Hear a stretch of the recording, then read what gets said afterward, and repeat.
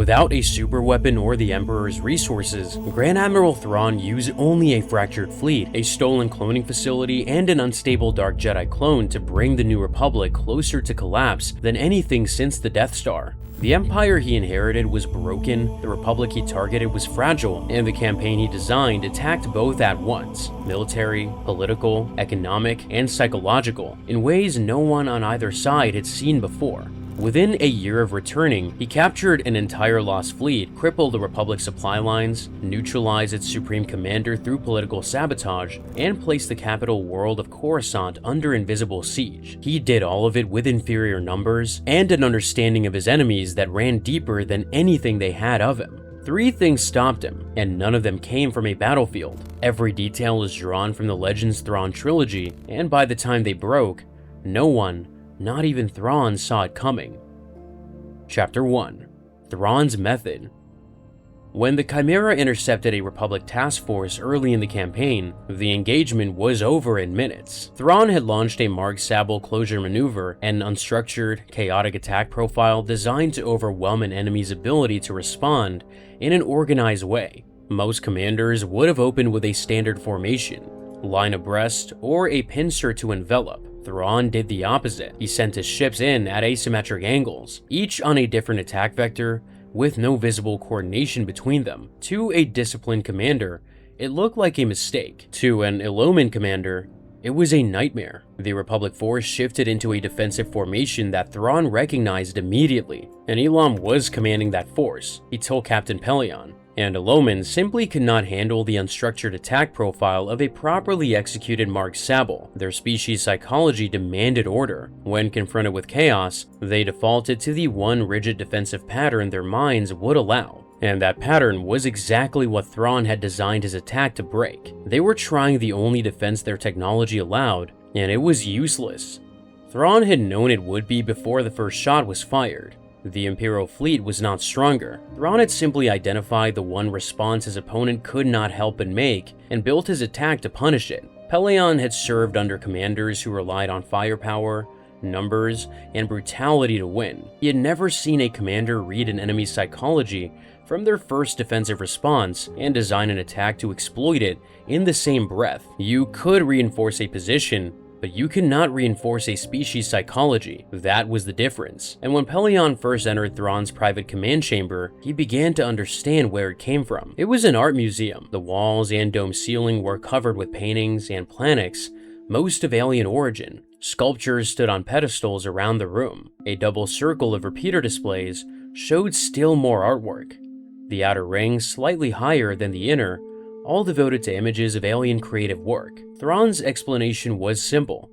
When you understand a species' art, you understand that species. Not their technology or their fleet composition, but their psychology, the patterns they cannot help but repeat under pressure. Standard military doctrine assumed you could study an enemy's fleet, predict their options, and prepare accordingly. Thrawn made that approach obsolete. He attacked where his enemies were psychologically incapable of responding effectively, and because that vulnerability was built into the species commanding each sector's defense, there was no training program, no fleet upgrade, and no strategic redeployment that could fix it. The Republic would have to change its commanders' minds to counter Thrawn, and you cannot order someone to think differently. Once he proved it worked, he stopped testing it and started using it. But the method alone cannot save an empire that was running out of time. Thrawn commanded barely a quarter of the Empire's former territory. The officer corps was gone, lost at Endor along with the Super Star Destroyer Executor and some of the best officers in the fleet. What remained was a fleet of young conscripts with fragile morale and thin experience, many of them conscripted from their home worlds by force or threat of force. They had no institutional memory of what the Empire had been at its height and no experience serving under competent leadership. The Empire's scarcest resource was time. Every month that passed without a decisive campaign was a month the Republic used to consolidate its hold on the galaxy's core systems. So Thrawn went looking for tools the Republic did not know existed, and he found them on the planet Wayland, buried inside Mount Tantus, the Emperor's private storehouse. An experimental cloaking shield that could render a ship completely invisible to all sensors.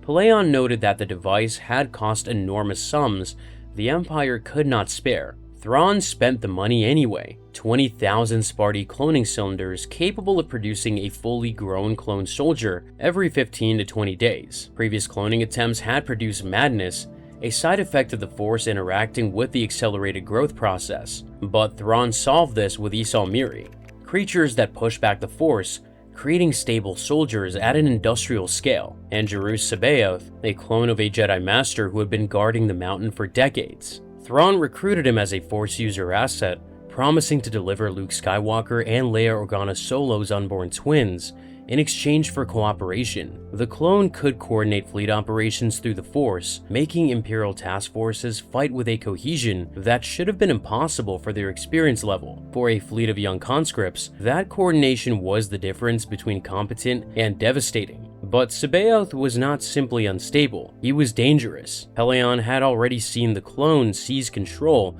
of the Chimera's bridge crew through the Force, locking every officer at their station with a thought. Thrawn kept the Ysalmiri on the bridge to neutralize him when necessary, but both men understood the arrangement was temporary. Early in the campaign, Luke Skywalker was lured to the planet Merkur and captured, removing the Republic's only trained Jedi during a critical window. Without Luke, the Republic lost its most capable field operative and its only counter to Sabaoth's Force abilities. The gap his absence created gave Thrawn room to operate without interference from the one adversary who could sense what conventional intelligence could not. Thrawn now had a method, an army, a cloaking device, a Force user, and a galaxy full of enemies who did not know any of it existed. His first target was the one place the Republic believed was untouchable. Chapter 2: The Sluis Gambit. Thrawn opened his campaign with a heist, not a bombardment. The Sluis shipyards were one of the New Republic's most important fleet servicing facilities, located roughly 30 light-years away from the Biffash system. At any given time, roughly 100 capital ships sat in its docking bays, many of them undermanned, pulled in for repair and maintenance on Admiral Akbar's orders. The shipyards were considered one of the most heavily defended positions in Republic space. Between the Republic's own star cruisers and the Sluis' permanent battle stations, the conventional wisdom was that no Imperial commander would risk an attack. Leia herself had said as much.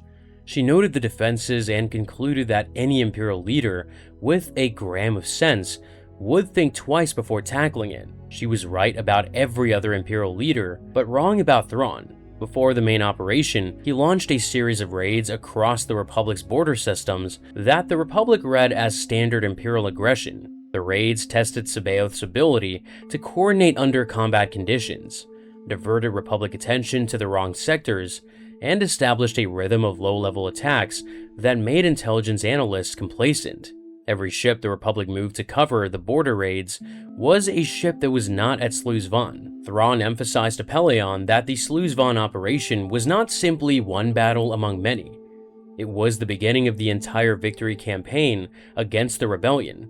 He would not allow so complex and far-reaching a schedule to be altered. Not for Skywalker, not for anyone else. Thrawn even timed the strike to a biological vulnerability. He had identified a biannual cycle in the Sluisi species, the aliens who staff the shipyard's control systems, during which they become measurably more sluggish. Sluisi art clearly indicated this cyclic pattern, and Thrawn intended to hit them at their most vulnerable point. The attack relied on the cloaking shield, a modified freighter rendered completely invisible to all sensors, was positioned in deep space outside the Sluis system. The technology had never been tested in a live operation. If it failed, the freighter would be detected, the element of surprise lost, and the entire operation wasted. Thrawn accepted the risk. When the moment came, the cloaking shield activated cleanly. The invisible freighter jumped to light speed and arrived in the Sluis system undetected. Inside it were approximately 40 TIE fighters and 50 mole miners. Small, automated boring machines originally designed for asteroid mining. The cloaked freighter delivered its payload directly into the shipyard perimeter. The moment the cloak dropped, the TIE fighters launched and engaged Republic defenders in a conventional dogfight, pulling attention, drawing fire, creating chaos in the crowded docking area where 100 capital ships sat in various states of repair. But the TIE fighters were the distraction. The mole miners were the real weapon. They attached themselves to the undermanned capital ships and began boring through hull plating, cutting their way to bridge controls. Sluis' traffic control was a mix of Sluisi and Republic personnel, and the confusion of a surprise attack inside a packed shipyard created exactly the kind of disorder Thrawn needed. Docking bay crews scrambled to seal airlocks, communication channels overloaded with conflicting reports, some stations reporting hull breaches, others reporting boarding actions, others still insisting the attack was limited to the TIE fighter engagement outside the perimeter. By the time the defenders understood what was happening, Imperial operatives were already inside multiple capital ships, working to take control of their systems. The Republic's defense commanders were fighting the TIE fighters, the visible threat, while the real operation was happening silently, ship by ship, beneath the hull plating. The objective was capture, not destruction, steal the Republic's fleet, and flip the naval balance in a single operation. The plan came within minutes of succeeding. Lando Calrissian, present at Sluis for unrelated repairs, was one of the few people in the shipyard who understood what the mole miners actually were. He had used them in his own mining operations. When he recognized the boring patterns on the capital ship's hulls, he realized the Empire was not trying to destroy the fleet, it was trying to steal it. And he figured out the one counter no one at the Republic's strategic level had prepared. He activated the mole miners on the ships the Empire was already hijacking, causing enough additional internal damage to disable them. The Republic kept its fleet, but the ships were wrecked in the process. Thrawn did not get his armada. His response reveals something about how he operated. When intelligence reached him during the battle that Talon Card, a smuggling chief who had been doing business with the Empire, had aided the Republic, Thrawn's anger was real, but brief. The Sluis operation was the primary concern at the moment, he told Pelion. Battles had been lost over the presence or absence of a single ship, so Card and his disloyalty could wait. The campaign always came first. Sluis proved Thrawn's entire design worked. The only variable he had not accounted for was one man making an improvised decision under fire. The Republic did not lose its fleet, but it learned something worse. It was not safe anywhere. Chapter 3: Breaking the Republic.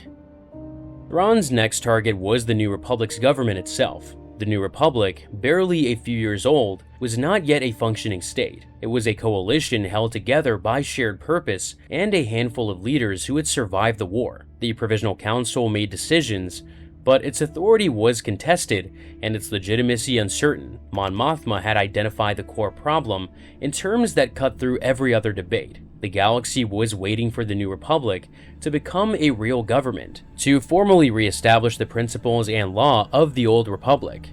That was the first and primary task. Until it was accomplished, everyone was hedging their bets. From member worlds to the smuggling community, where Han Solo's efforts to recruit groups into legitimate shipping roles met refusal after refusal. The deeper issue was trust. No one was sure the Republic would last long enough to keep its promises. The deepest fault line ran between Admiral Ackbar and Councillor Borsk Falia of the Bothan faction. Falia had been jockeying for power since the day he joined the Alliance, and had parlayed the Bothan spies' discovery of the second Death Star into a council seat.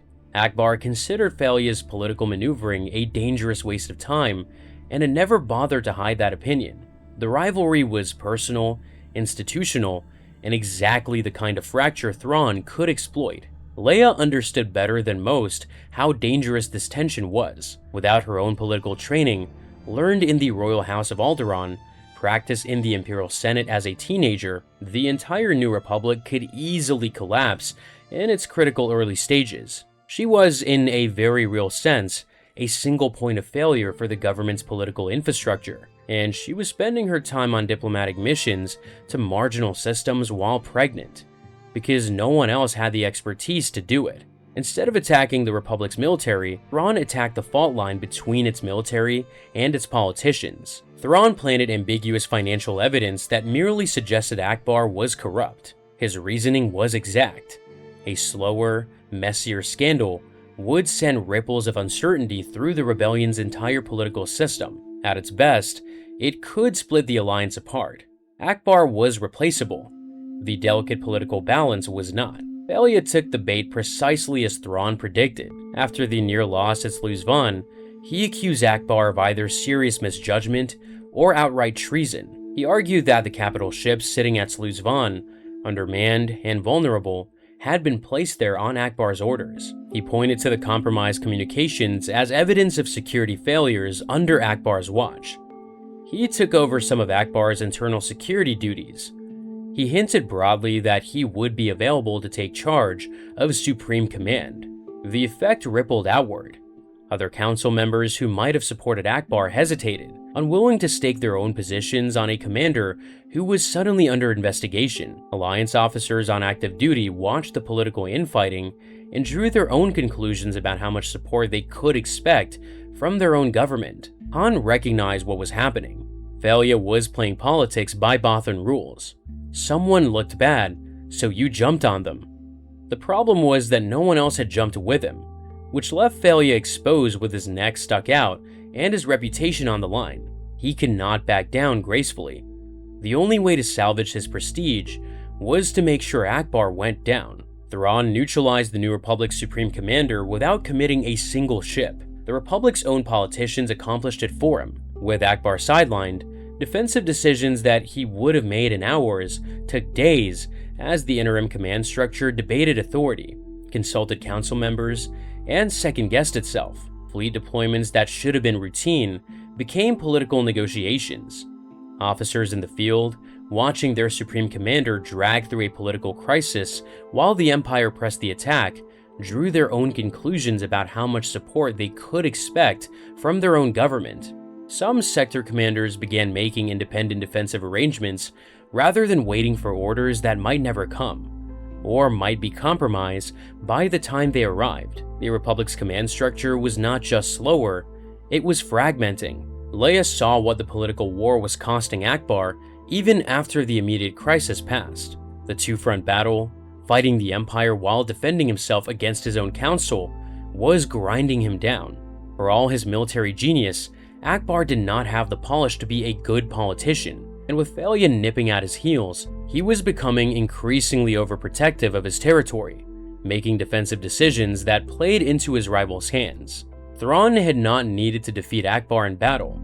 He had only needed to make Akbar fight on two fronts at once. The Republic's leadership was being consumed by its own internal contradictions at the exact moment it needed unity most, and Thrawn had engineered that timing. Chapter 4: The Logistics War. Most people think wars are decided by battles. Thrawn understood that they are decided by production. His convoy raids along the Republic's border sectors were designed to force the Republic into a trap with no good exit. After each raid, the survivors would tell their story. Future convoys from those sectors would demand upgraded protection. The Republic would face the choice of either tying up large numbers of its ships with escort duty, or effectively abandoning cargo shipment through the border sectors entirely. Either option weakened the Republic's ability to sustain a coordinated defense, and the choice itself created a cascade. Worlds that lost their supply convoys began making their own arrangements with the Empire, smugglers, or anyone who could guarantee delivery. Some worlds began negotiating directly with Imperial governors for trade access, bypassing the Republic entirely. Every broken link made the next one easier to sever. He described this approach to Pelion in two words: economics and psychology. Thrawn preferred to leave civilian survivors after his raids. Fear was more useful than wreckage. Every survivor who made it home became an unpaid propaganda agent for the Empire. Talon Karrde understood this from the other side. After one such raid, he predicted the Republic's response with cold accuracy. Officials would bustle around, present a comforting display of force, and convince the locals it can never happen again. Every time the Republic diverted ships to this political theater, those ships were unavailable for actual defense, and the Republic had no choice but to keep doing it. A government that failed to respond to attacks on its citizens would lose legitimacy even faster than one that lost ships. Thrawn was exploiting the political cost of being a democracy at war. The cloning operation at Mount Tantus was transforming the campaign's fundamentals. The longer the facility operated, the wider the gap became. The Republic shipyards could produce vessels, but trained crews cannot be manufactured at the same rate. Thrawn's forces could absorb losses that would have been fatal to any conventional fleet because those losses could be replaced in weeks. Every engagement the Republic fought cost it irreplaceable ships and experienced officers. Every engagement the Empire fought cost it replaceable clones and expendable equipment. The math was simple and merciless. Time was on Thrawn's side. The war had shifted from a contest of strategy to a contest of production, and production favored the Empire. When his forces seized a world, it was converted into infrastructure. Pellaeon observed the pattern firsthand. Direct Imperial control of ground and space defenses came first, then the food distribution system, then processing facilities, then farming and livestock regions. In a very short time, the entire planet became nothing more than a supply depot for the Imperial war machine. The population that remained was not liberated or subjugated in the traditional sense. It was absorbed into the logistics chain. Farmers kept farming, factories kept producing. The only thing that changed was who received the output. Every world Thrawn seized made his campaign more self-sustaining and the Republic's response more difficult, because recapturing a converted world meant destroying the very infrastructure the Republic needed to recover. When Thrawn's forces took Ukio, one of the Republic's major food production centers, they captured its defenses intact and converted the entire planet into a supply depot. The Republic did not just lose a battle, but the capacity to feed a significant portion of its own military and population. And Ukio was not the only world to fall this way. Each seizure compounded the last. The Republic was not merely losing territory on a map, it was losing the capacity to sustain a war. And then, the war's arithmetic changed overnight. Somewhere in deep space, drifting since a hive virus killed their crews decades earlier, lay the Katana fleet. Roughly 200 Dreadnought-class heavy cruisers, slave-rigged to operate with 2,000 crew instead of the standard 16,000. Talon Card had stumbled across two of them years earlier during a botched smuggling run and kept the coordinates secret. But as the campaign escalated, both sides learned the fleet existed and both sides raced to claim it. Combined with clone troops from Mount Tantus, whoever reached the fleet first gained an instant armada. Thrawn dispatched the ship thief Niles Ferrier to locate them through the criminal underworld. The Empire secured the majority. Senator Garm Bel Iblis, who had been running his own private war against the Empire with 6 independently acquired dreadnoughts, represented the kind of fragmented resistance the Republic could draw on. But Bel Iblis had 6 ships. The Empire just gained nearly 200, and with the Sparty cylinders to crew them, every one of those dreadnoughts could be operational within weeks. Even Thrawn's logistics had limits. The Bilbringi shipyards were running critically low on key materials, and the supply chain was straining under the demands of a campaign fought across dozens of sectors simultaneously. But Thrawn's strain was manageable. The Republic's was not. One side had a renewable army, a growing fleet, and 200 new warships. The other was running out of ships, food, and the means to replace its losses. By the time the Republic realized what it was losing, it was not just territory, it was time. Chapter 5. Inside the Republic. For months, the Empire seemed to anticipate every move the Republic made. Convoys rerouted to avoid Imperial patrol routes would find Imperial ships waiting at the new coordinates. Diplomatic envoys sent to recruit neutral systems would arrive to find Imperial representatives already there, offering better terms. Defensive deployments were countered before they could be executed.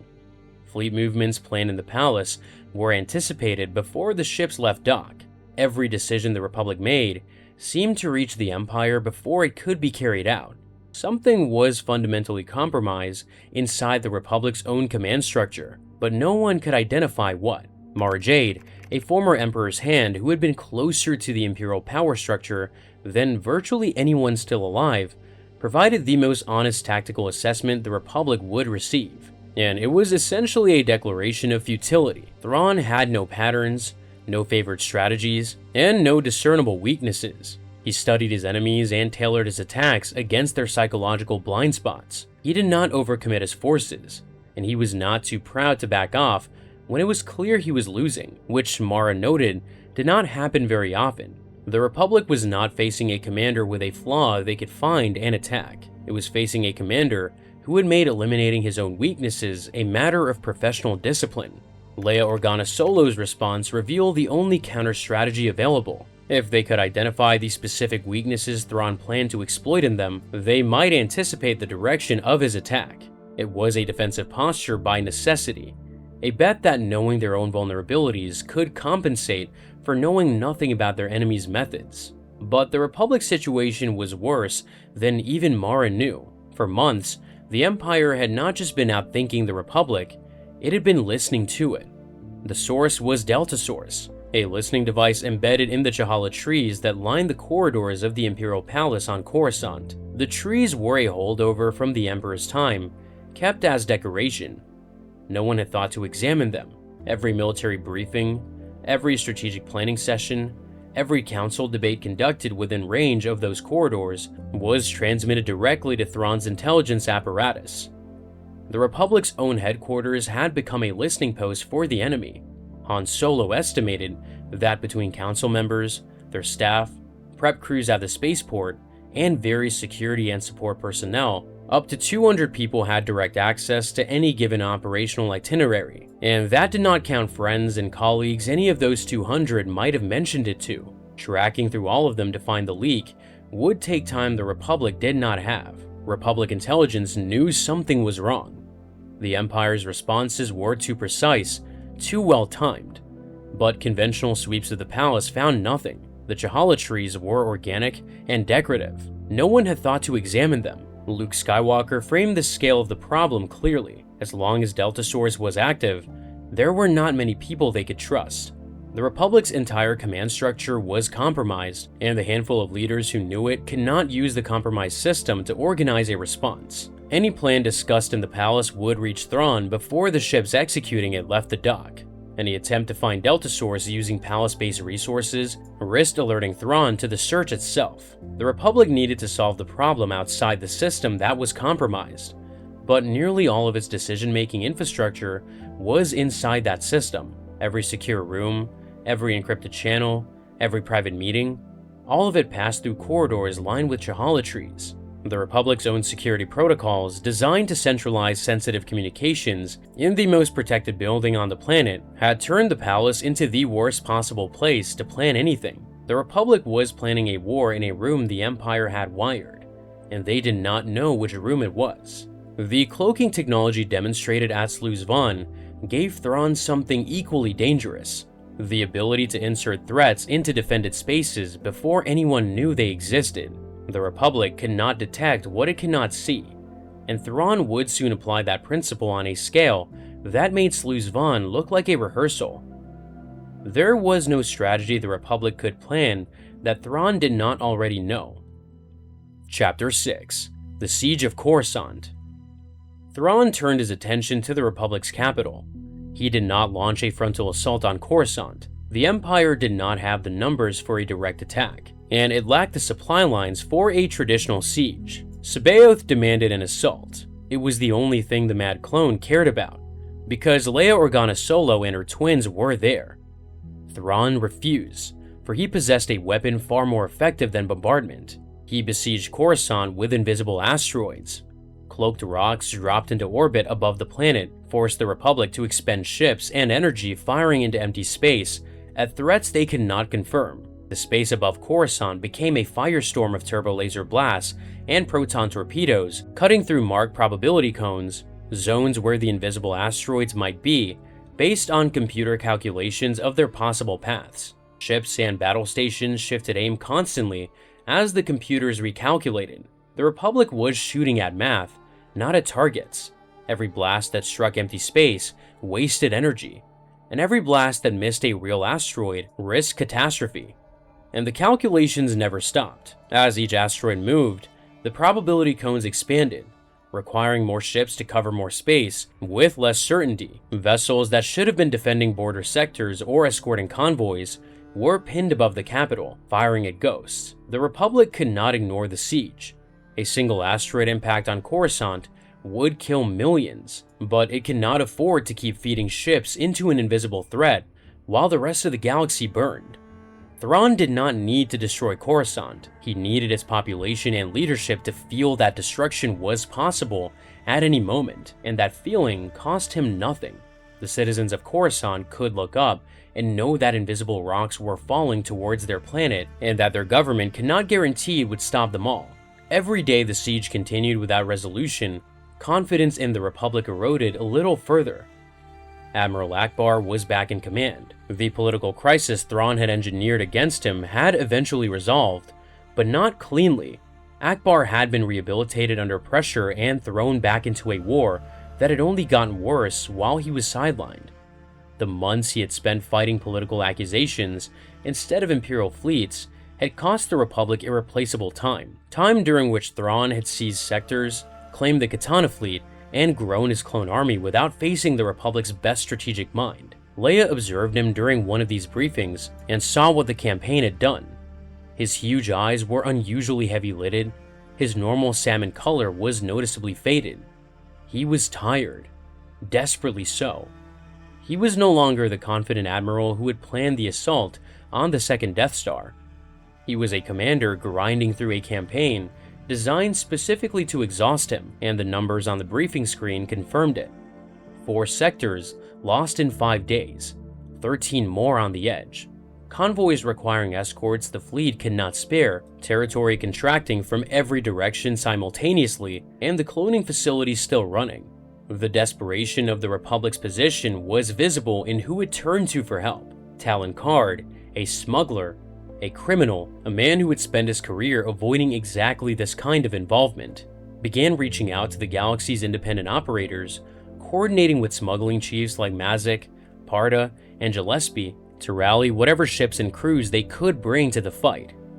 Karrde was trying to build a fighting force out of people whose entire profession was avoiding fights. These were not idealists or patriots, they were business people calculating whether the Empire or the Republic offered a better future for their operations. And the fact that the Republic's best recruitment pitch was desperation told them everything about which side was losing. At the same time, the smugglers understood something the Republic's politicians did not. If Thrawn won, the Empire that returned would have no use for independent operators. Every smuggler who helped the Republic was making a calculated bet that a weak, grateful democracy was a better business partner than a restored empire run by the most component strategists in the galaxy. On the Imperial side, the threat that concerned Pellaeon most was not the Republic. It was standing on the Chimera's bridge. During a fleet engagement earlier in the campaign, C'baoth had demonstrated exactly what he was capable of. Without warning, the clone had reached out through the Force and seized absolute control of the Chimera's crew. Every officer, every gunner, every technician on the bridge locked into paralysis at their stations. Their hands frozen on controls, they could no longer operate independently. C'baoth had directed the ship himself, through them, bending the crew's actions to his will as casually as a puppeteer pulling strings. The moment had lasted only seconds before Thrawn activated the ysalamiri and cut the connection. But Pellaeon had seen enough. If C'baoth did that during the battle, the Chimera would not respond to its own officers. If he did it across multiple ships, the entire fleet could be paralyzed at the worst possible moment. And C'baoth's madness was getting worse. His obsession with Leia Organa Solo's twins had consumed everything else. He tolerated Thrawn's authority only as long as it served that obsession. The moment it stopped serving him, the most powerful asset in the Imperial fleet would become its most dangerous liability. Pellaeon's worst fear was internal, not external. That tells you everything about how close the Empire was to winning. No one in the galaxy believed anything could stop him. Chapter 7. The Fatal Variables.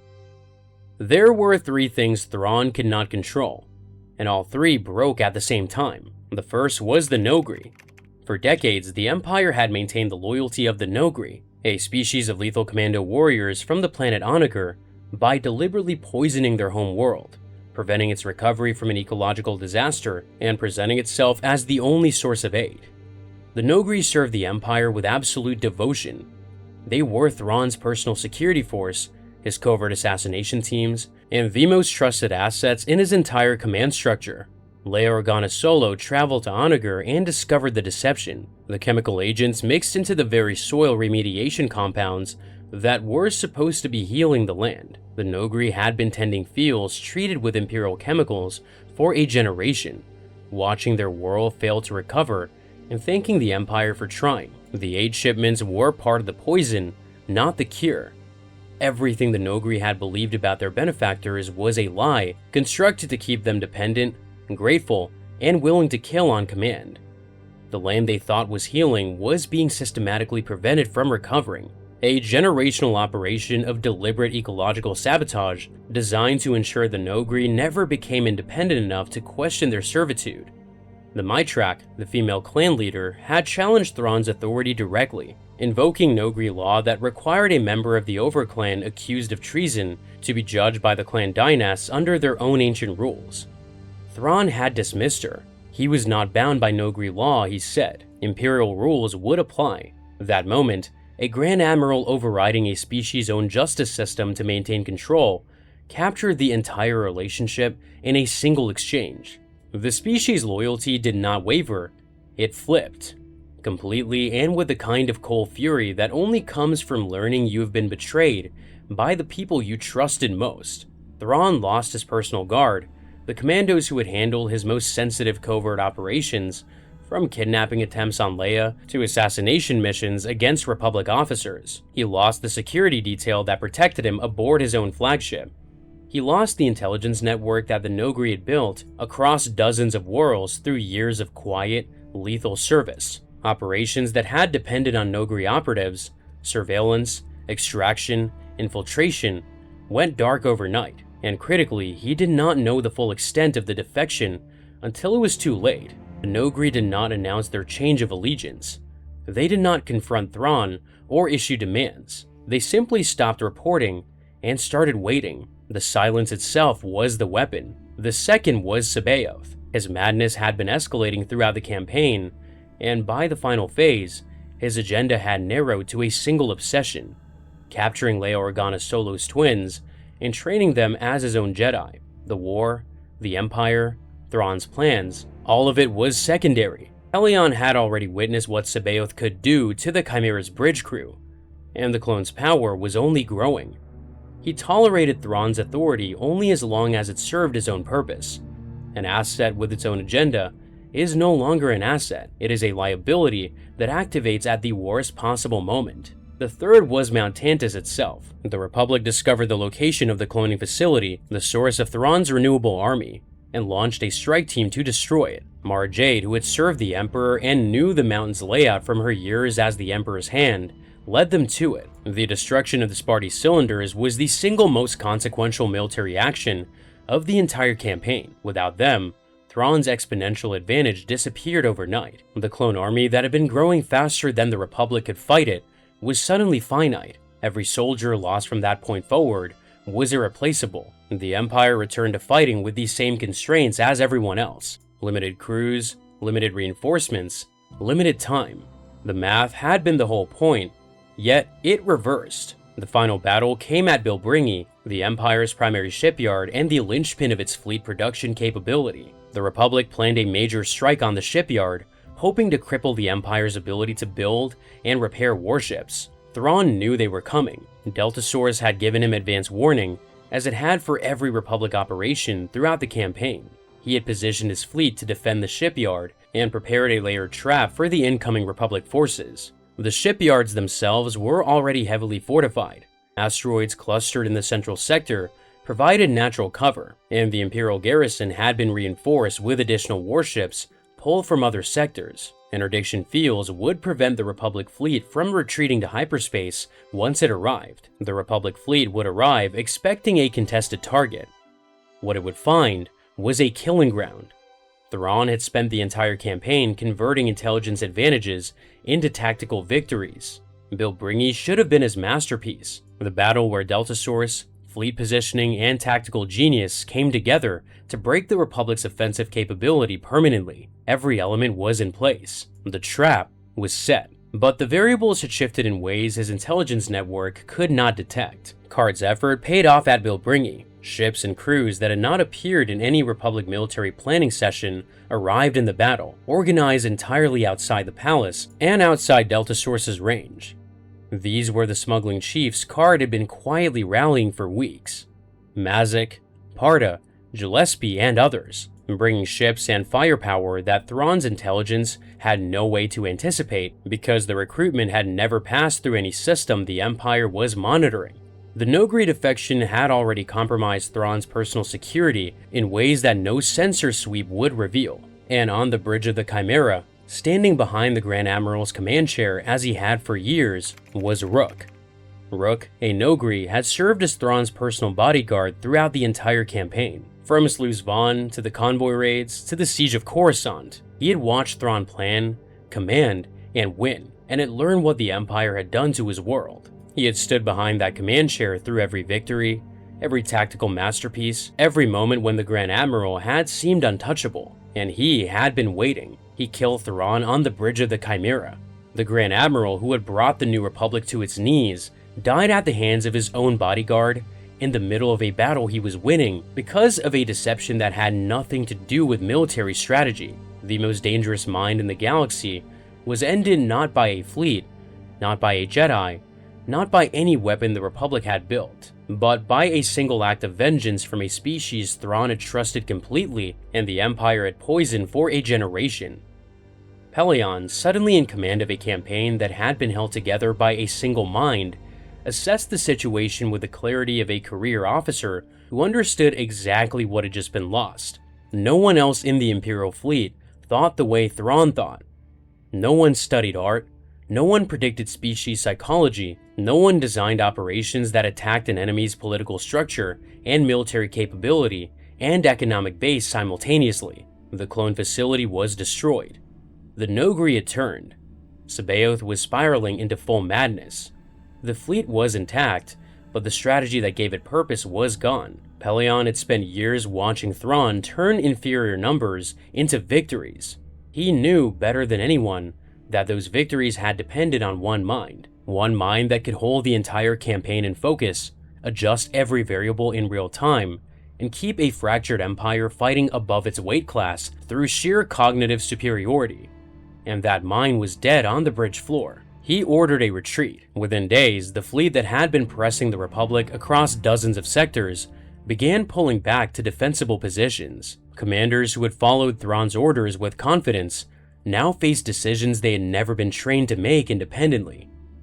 The campaign was over.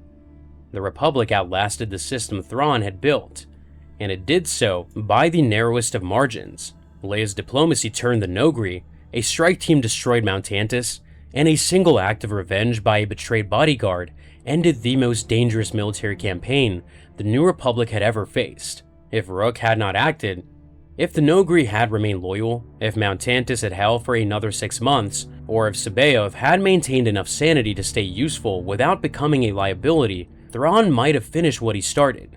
Any one of those variables holding steady could have been enough. The Republic had no counter to his strategy. It had no commander who can match him. It had no intelligence service that could penetrate his plans. Everything that saved the Republic came from outside Thrawn's campaign. From the personal loyalty of a species he had exploited, from the insider knowledge of a woman the Emperor trained, and from the moral cost of a deception that had lasted a generation. The New Republic would have fallen to a strategist with a cloning facility and a deeper understanding of his enemies than they had of themselves, with no superweapon required. That is how close it came, and that is why, decades later, when people in this galaxy speak Thrawn's name, there is still fear in the word. Thrawn came closer to breaking the New Republic than any force since Endor, through patience, information, and a cloning facility buried under a mountain. But the galaxy he nearly conquered would not stay quiet for long, and the next threat was already taking shape beyond the Outer Rim. Thrawn was not the only dangerous man in the galaxy. The Sith have existed for thousands of years, and not all of them were created equal. The Acolytes who never survived their first trial, to Dark Lords who consumed entire planets. Every rank and what it took to reach them is broken down in our full Sith hierarchy breakdown. And even further back, before the Sith, before the dark side even had a name, the complete origin of the ancient Jedi is traced in our deep dive into the dawn of the Order.